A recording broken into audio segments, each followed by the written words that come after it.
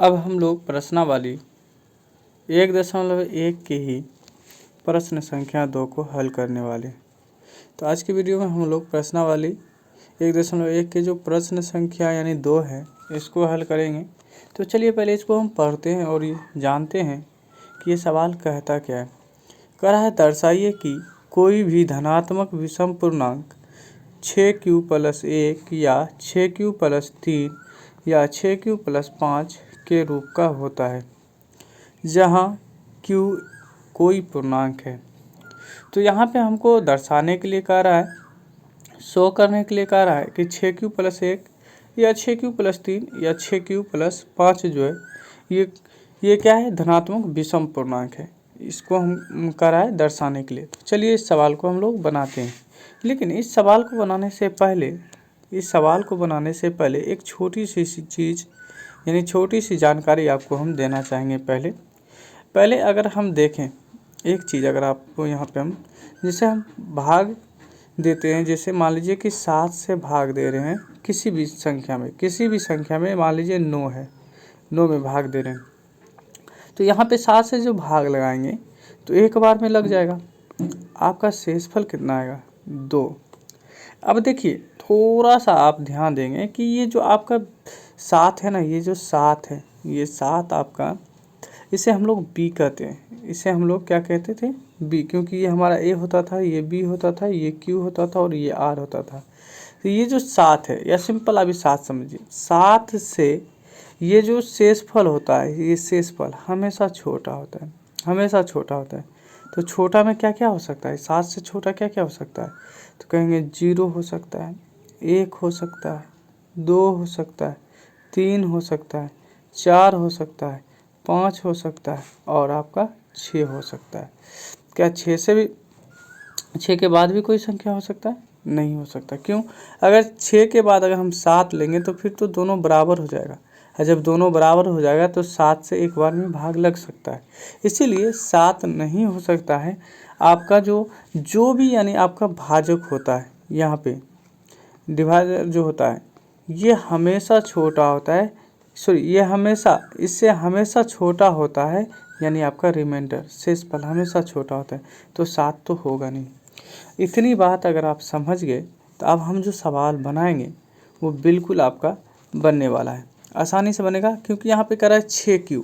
अभी देखिए एक चीज़ इसमें और थोड़ा सा ध्यान दे दीजिए। यहाँ पे आपको हम लोग क्या बताए थे, यानी a बराबर BQ, क्या BQ + R, ये फार्मूला बताया ना। अब देखिए b की जगह पे क्या है, 7 है, q आपका भागफल है।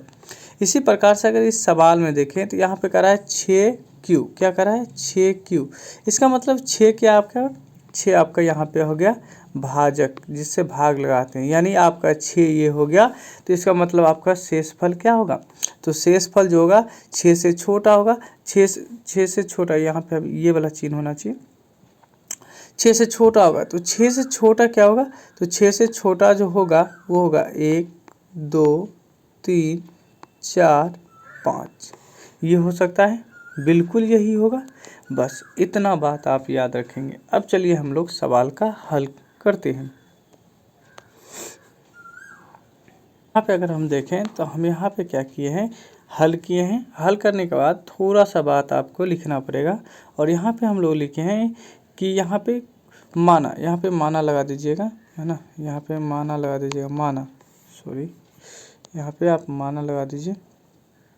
चलिए हम ऊपर लिख देते हैं माना कोई धनात्मक पूर्णांक संख्या a तथा b है, जहाँ b क्या है, 6 है। अब हम 6 क्यों माने, क्योंकि आपके सवाल में दिया हुआ है 6q प्लस, है ना, 1, 6q + 3 और 6q + 5 ये दे रखा है। तो प्रत्येक क्यू में देखेंगे तो 6 है, इसीलिए हमारा जो b होता है, क्योंकि हम जिससे भाग देते हैं वो b होगा, जिसमें भाग देते हैं a होता है, और जितने बार में लगता है q होता है, और जितना रह जाता है वो हमारा r होता है। तो इसलिए हम यहाँ पे b बराबर 6 माने हैं। चलिए यहाँ तक आपको अगर समझ में आ गया तो आगे हम लोग बढ़ते हैं। थोड़ा सा इसको साफ़ कर लिए हम, चलिए इसको हम साफ़ कर लिए। अब चलिए आगे बढ़ते हैं, इसको थोड़ा सा ऊपर हम कर लेंगे। अब यहाँ पे यूक्लिड का हम लोग यहाँ पे थ्योरी लगाएंगे, यानी कहेंगे यूक्लिड यूक्लिड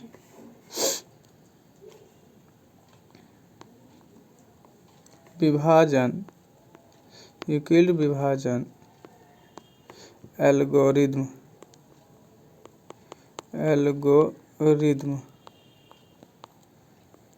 ठीक है से। तो ये क्या कहता है, ये कहता है ए बराबर B Q plus sorry 6 Q, यहाँ पे 6 नहीं आएगा, पहले हम बी क्यू प्लस आर, और आर क्या है, तो आर आपका जो होगा वो बी से छोटा होगा। क्या होगा, बी से छोटा होगा। अब देखिए ए का ए, बी की जगह पे यहाँ पे देखिए आप क्या है 6 है, तो 6 लगाएंगे, क्यू का क्यू प्लस आर। अब जो आपका यानी कहने का मतलब आर होगा बी से छोटा होगा, बी से छोटा होगा, तो इसका मतलब क्या है, हमारा जो आर का वैल्यू होगा वो क्या हो सकता है 1 0 1 2 3 4 और 5।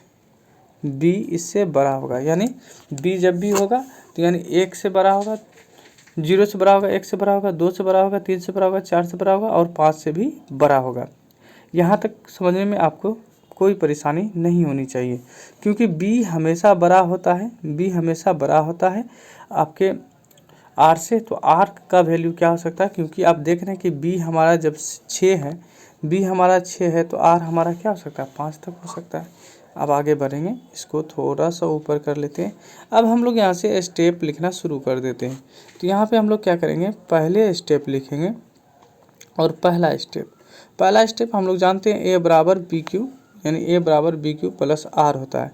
तो ए बराबर बी क्यू, बी की जगह पे है आपका 6 क्यू का क्यू और आर की जगह पे क्या आ सकता है 0, बिल्कुल सही बात, हम 0 लिख लेंगे। फिर स्टेप सेकेंड हमारा क्या होगा, स्टेप अगर सेकेंड देखें तो स्टेप सेकेंड हो जाएगा ए बराबर बी क्यू प्लस आर अब हमारा क्या होगा 1 होगा, 1 लगा दीजिए। फिर स्टेप थर्ड क्या होगा हमारा, तो स्टेप थर्ड हो जाएगा ए बराबर बी क्यू यानी 6 क्यू प्लस, अब यहाँ पे शेषफल 2 होगा तो 2 लगाएंगे। इसके बाद थोड़ा सा ऊपर चले जाते हैं। अब स्टेप हमारा यानी कहने का मतलब 4 क्या होगा, तो स्टेप 4 में आप कहेंगे ए बराबर 6 क्यू प्लस आर 2 के बाद 3 आएगा। फिर स्टेप हमारा 5 क्या होगा, तो 5 कहेगा ए बराबर बी क्यू प्लस आर अब हमारा 4 आएगा।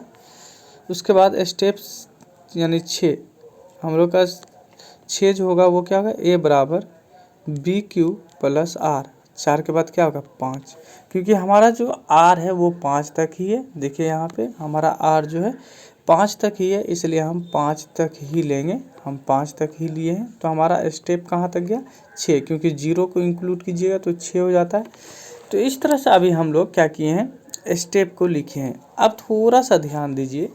अब देखिए अगर हम बात करें यहाँ पे, अगर हम लोग बात करें लास्ट में देखिए 0 है, ये हो जाएगा आपका सम।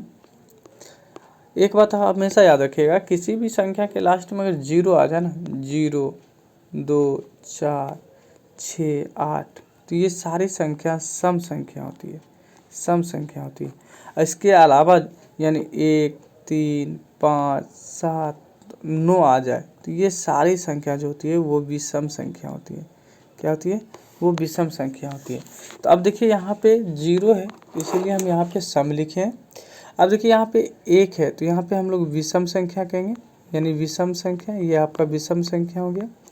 अगर इस बात को हम मिटाते हैं, क्योंकि इसका कोई यहाँ पे ज़रूरी नहीं है, तो हम इसको मिटा दिए।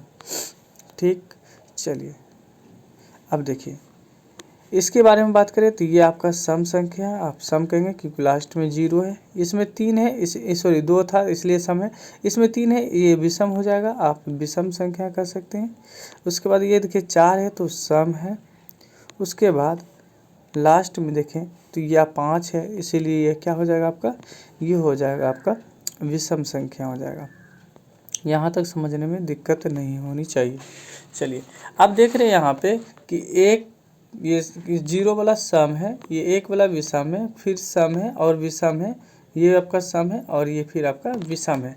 और सवाल क्या कहा था, सवाल कहा था कि 6q+1 या 6q+3 या 6q+5 ये क्या है, धनात्मक विषम पूर्णांक है। तो चलिए थोड़ा सा बात हम लोग को लिखना पड़ेगा यहाँ पे, तो हम उसी बात को लिखने वाले हैं। तो चलिए हम लिखते हैं, कहेंगे चूँकि 6q+0 6q+2 6q+4 धनात्मक, अब धनात्मक लिख लीजिएगा, धनात्मक सम पूर्णांक है।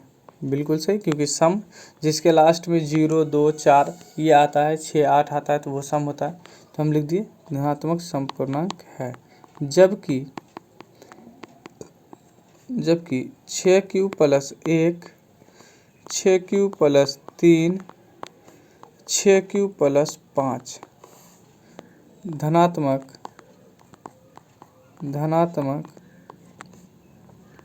विषम पूर्णांक है।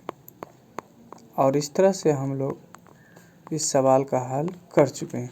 इस तरह से आप इस सारे सवालों का आप हल आसानी से कर सकते हैं।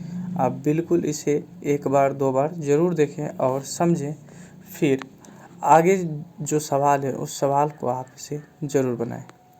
आई होप आपको ये सवाल समझ में आया होगा। यदि आपको ये वीडियो हेल्पफुल लग रहा है तो वीडियो को लाइक ज़रूर करेंगे। मिलते हैं अगले सवाल में।